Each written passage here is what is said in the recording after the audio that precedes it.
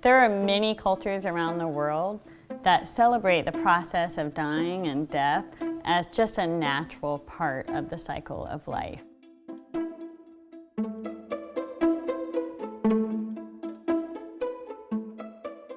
And I think that if we can learn to embrace death as one part of life, and the reality is we all die, then we will be better prepared when it comes to dying ourselves, but also to help others in our family and our loved ones to prepare for our own death in the future.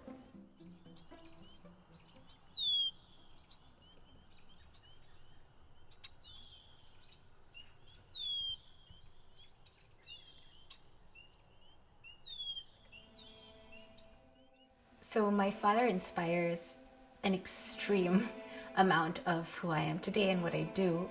My dad was actually trained as a historian and a linguist. I'm an astrophysicist, so this desire to follow some topic because it's beautiful and you love it, that definitely comes from him.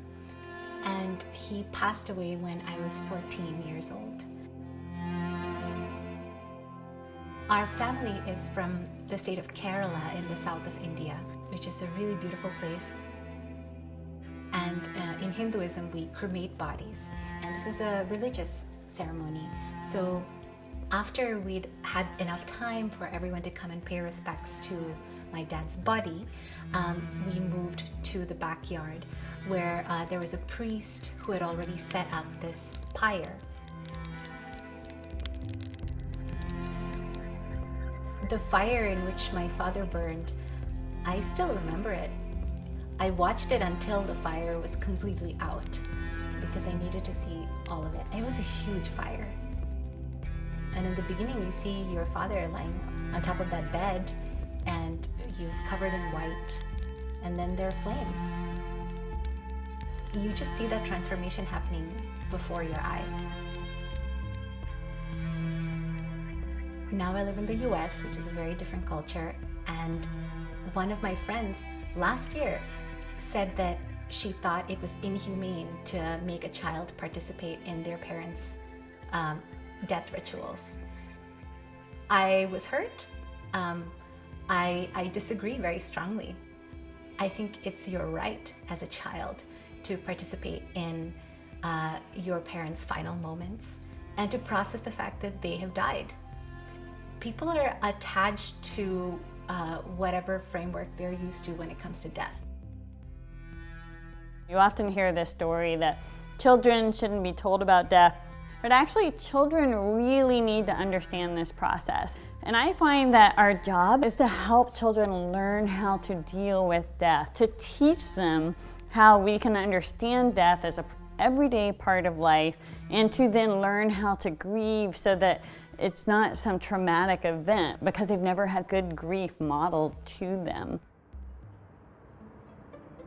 In the United States, we really tend to medicalize the death and dying process. And even when someone is dead, we professionalize the disposal process. When we relegate the dying process to the hospital, and then we send the dead body or the corpse to the mortuary and the funeral home professionals, we really lose touch with this entire process. And then I would say we even do that with grief and with mourning because we don't have a federally mandated bereavement leave. What that means is that companies are left to determine who gets to grieve, for how long, and why.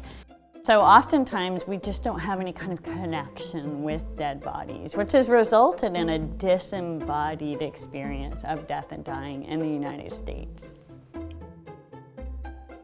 In this way, I feel like there's really this integration of life and death that we don't see here. Most Americans don't even visit a cemetery after their loved one has died. Something like 25 or 30% of all cremains are never picked up from the funeral home after a loved one is cremated. So I really think we can find a way by looking at these other religious examples, cultural examples, to celebrate the joy of life through these death rituals.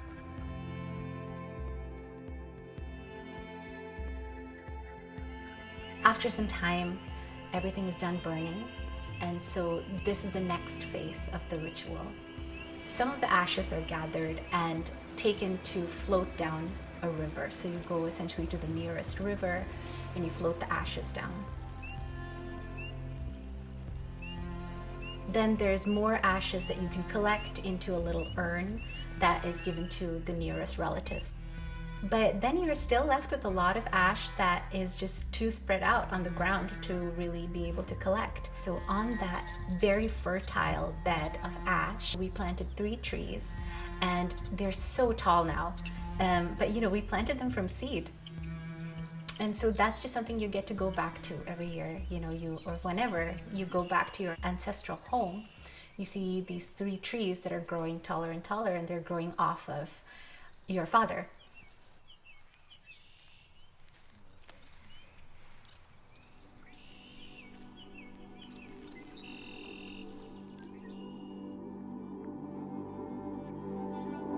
One of my favorite stories is from Buddhism.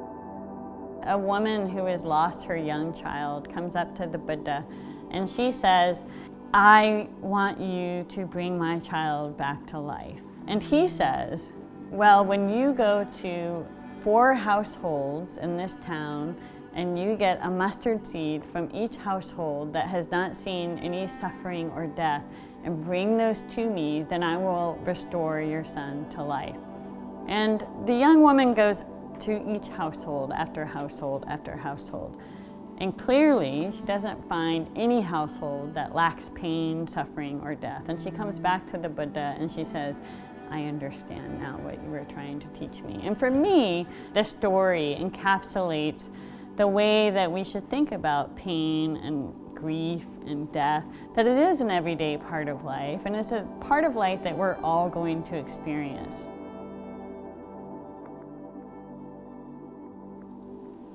I think one powerful consequence of the way that we do death rituals in Hinduism is that it really hammers in the point that there is no difference between you and the natural world. It's the same thing.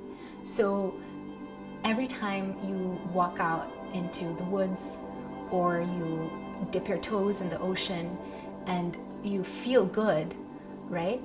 It's not a coincidence. It's because you're all part of the same system.